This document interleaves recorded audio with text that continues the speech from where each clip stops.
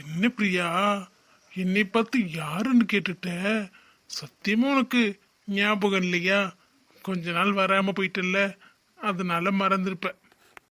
ஓ சாரிங்க, தெரியல. இப்போ எதுக்கு என்னை பார்க்க வந்திருக்கீங்க? உன்னே கல்யாணம் பண்ணிக்க போறேன். அதனால இனிமே அடிக்கடி நம்ம மீட் பண்ணி தானே ஆகணும். உன் ஃபோன் நம்பர் எதுவுமே இல்லை, அட்ரஸ் ஆஃபீஸ் அட்ரஸ் மட்டும்தான் தெரிஞ்சு. அதான் உன்னை பார்த்துட்டு அப்படியே நம்பர் வாங்கிட்டு போகலான்னு வந்தேன். நம்ம இப்போவே பேச ஆரம்பிச்சாதானே கல்யாணத்துக்கு முன்னாடி நம்மளை பற்றி எல்லாம் தெரிஞ்சுக்க முடியும். என்னது கல்யாணமா? எனக்கும் உங்களுக்குமா? நீங்கள் ஏதோ தப்பாக நினச்சி வந்து பேசுகிறீங்கன்னு நினைக்கிறேன். எனக்கிட்ட ஆள் மாறி வந்து பேசுகிறீங்க. நான் இல்லை. என்ன பிரியா, நீ ஒரு ஆளு, நான் இல்லை நான் இல்லைன்னு பேர்லாம் கரெக்டாக தானே சொல்கிறேன். அப்புறம் என்ன நான் இல்லைங்கிற? ஓ, உனக்கு விஷயம் தெரியாது போல. நேற்று தான் உங்கள் சித்தி வந்து என்கிட்ட பேசினாங்க. நம்ம 2 பேருக்கும் கல்யாணம் பண்ணுறதுக்கு நாளெலாம் குறிக்க போகிறோம்னு சொன்னாங்களே, உன்கிட்ட சொல்லலையா?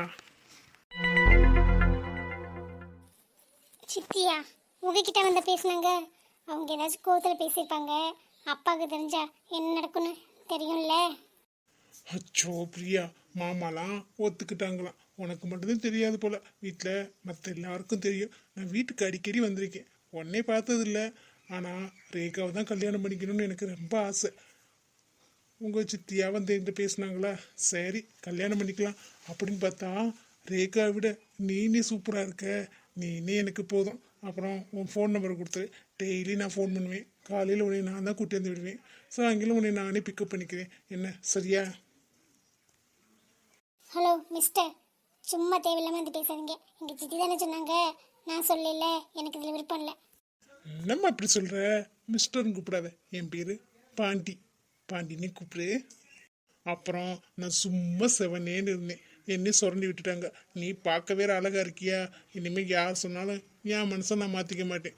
நீ தான் என்னோட பொண்டாட்டி, கல்யாணத்துக்கு ரெடியாரு என்ன செல்லக்குட்டி? என்ன பிரியா, என்னாச்சு? எதுவும் பிரச்சனையா? யாருது?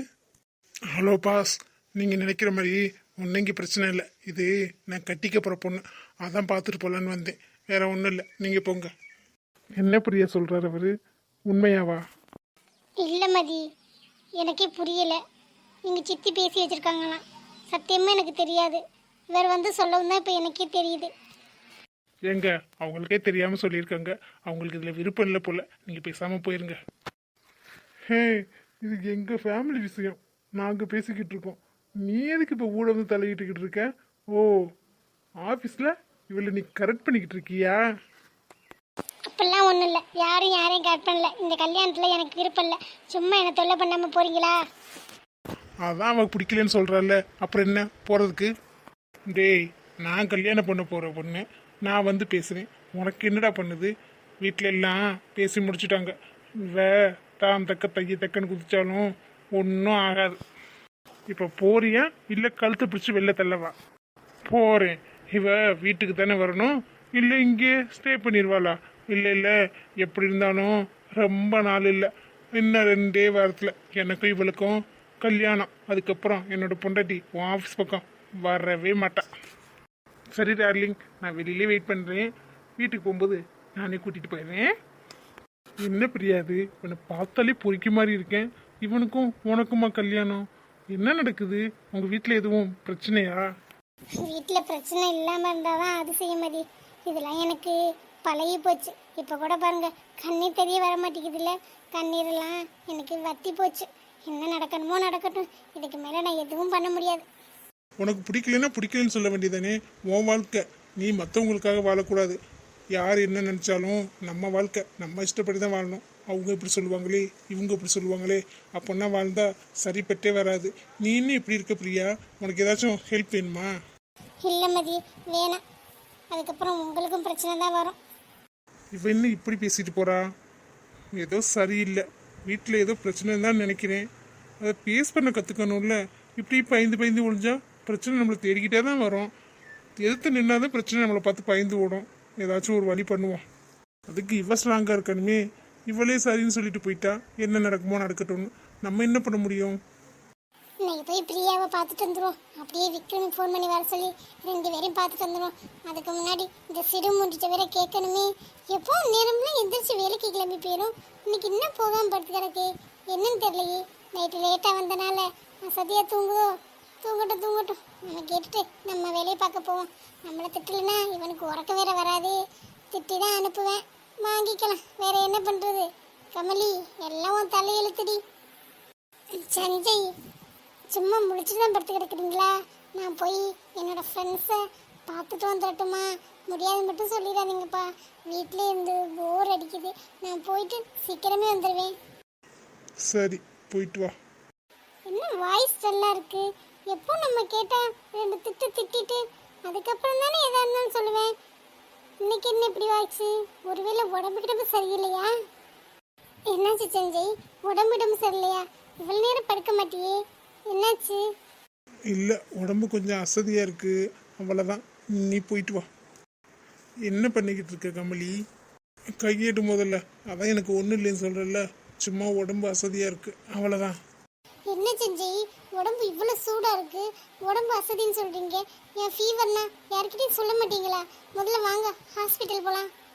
ப்ளீஸ் சஞ்சய், வாங்க ஹாஸ்பிட்டல் போகலாம். உடம்பு இப்படி கொதிக்குது, எனக்கு என்னன்னு படுத்திருக்கீங்க? இல்லை கமலி, அதெல்லாம் சரியாயிடும். உன் கண்ணு ஏன் கலங்கியிருக்கு? ஃப்ரெண்ட்ஸை பார்க்க விட மாட்டேன்னா? நீ போயிட்டு வந்தானே சொன்னேன், போயிட்டு வா. அது இல்லை சஞ்சய், உங்களுக்கு இப்படி உடம்பு சரியில்லாமல் இருக்கும்போது நான் போய் இப்படி என்னோட ஃப்ரெண்ட்ஸை பார்க்க முடியும்? நம்ம ஹாஸ்பிட்டல் போகலாம் வாங்க. இல்லை, எனக்கு பழகிருச்சு. காய்ச்சல் அதுவா சரியாயிரும். டேப்லெட் போட்டோம்னா சரியாயிரும். நீ விடு. ப்ளீஸ் சஞ்சய், அடம் பிடிக்காதீங்க. சின்ன பிள்ளை மாதிரி இப்படி அடம் பிடிச்சிக்கிட்டு இருந்தா எப்படி? ஹாஸ்பிட்டல் போய் ஒரே ஒரு இன்ஜெக்ஷன் போட்டால் டேப்லெட் போட்டு கொஞ்ச நேரம் தூங்குனீங்கன்னா எல்லாம் சரியாயிரும்ல.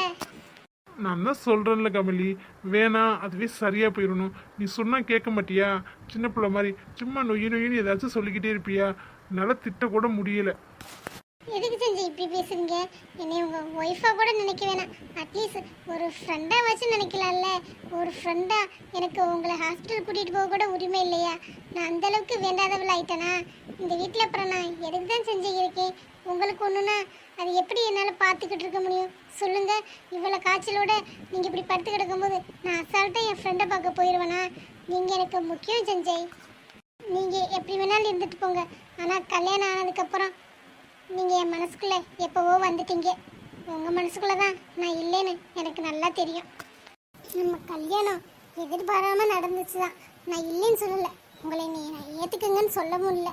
உங்களை பிடிச்சா ஏற்றுக்குங்க, இல்லைன்னா விட்டுருங்க. நான் இந்த வீட்டில் இருக்கிற வரைக்குமாச்சும் உங்களுக்கு ஏதாச்சும் ஒன்றுனா நான் பார்த்துக்கிறேனே, அந்த உரிமையாச்சும் கொடுப்பீங்களா?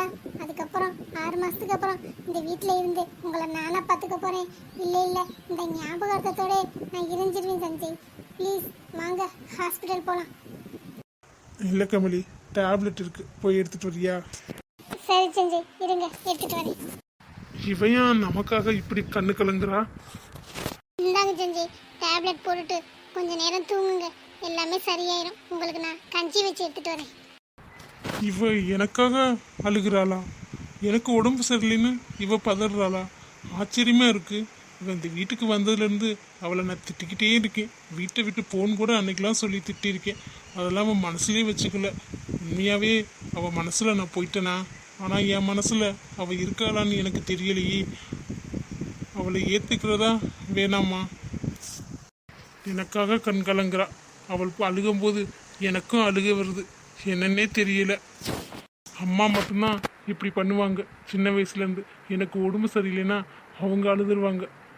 அம்மாக்கு அப்புறம் இப்போ கமலிக்கிட்ட தான் அந்த பாசத்தை பார்க்குறேன். ஒருவேளை இவ தான் எனக்கானவளா? அது தெரியாமல் தான் நாங்கள் சண்டை போட்டுக்கிட்டே இருந்திருக்கோமா? கடவுளாக பார்த்து சேர்த்து வச்சுட்டாரா? எதுவுமே தெரியலையே.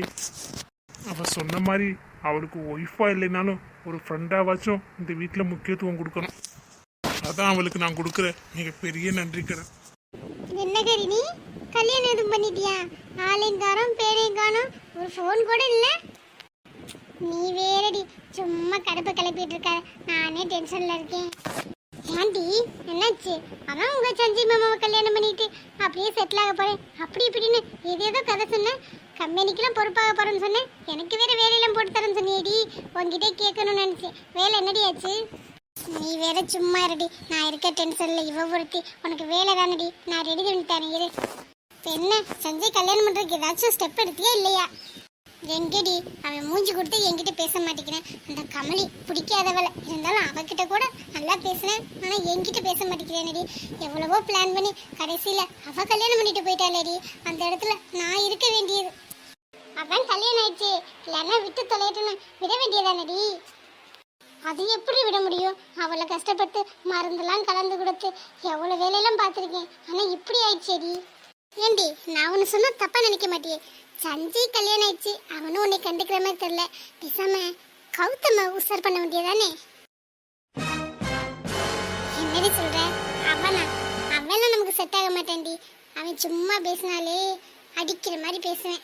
அவெல்லாம் நமக்கு சரிப்பட்டு வர மாட்டேன். உன்னை பிடிக்கலைங்கிறதுக்காக தானே அந்த மாதிரி பேசுறேன். உன் மேல பாசமா இருந்தா நல்லா பாசமா பேசுறேன்ல, அதை யோசிச்சு பாரு. என் மேல பாசமா, அதுவும் அவன் சஞ்சய் கூட என்னை ஒரு இடத்துல நம்பிடுவேன், ஆனா அவன் சுத்தமா நம்ப மாட்டான்டி. நம்மளை விட சரியான விஷக்கிருமி. நீ நம்புற மாதிரி ஆக்ட் பண்ணு. என்னடி சொல்ற? நம்புற மாதிரி எப்படி ஆக்ட் பண்றது? பேசாம சஞ்சயும் கமலியும் சேர்த்து வச்சிரு. அதை பார்த்தோன்னே அவனுக்கு கொஞ்சம் சந்தோஷமாயிரும். உன் மேல லவ் வரலாம்ல. நீ ஒரு ஆளு, அவனுக்குலாம் என் மேலாம் லவ்வே வராது. அப்படி எனக்கு அவனை பிடிக்கவே பிடிக்காது. சஞ்சய் தாண்டி எனக்கு பிடிக்கும். அவன் தாண்டி நல்ல பொறுப்பாக ஆஃபீஸ்லாம் பார்த்துப்பேன். அதனால தான் சஞ்சய் தான் நமக்கு வேணும். அதுக்கு ஏதாச்சும் ஒரு ஐடியா சொல்லணும்னா கௌதம அவனால் நமக்கு சரிப்பட்டு வர மாட்டேன்டி. சரி, அப்புறம் இஷ்டம். அப்புறம் என்னோட வேலையை மறந்துடாத. நீ உன் காரியத்திலே கண்ணாரு, நான் பார்த்துக்கிறேன். இப்போ அவன் சொல்கிற மாதிரி கௌதம் கரெக்ட் பண்ணலாம், ஆனால் அவன் ரொம்ப டேஞ்சரான ஆளாச்சு. நம்மளை ஈஸியாக கண்டுபிடிச்சிருவான். எல்லாட்டையும் கொடுத்து விட்டுருவேன்.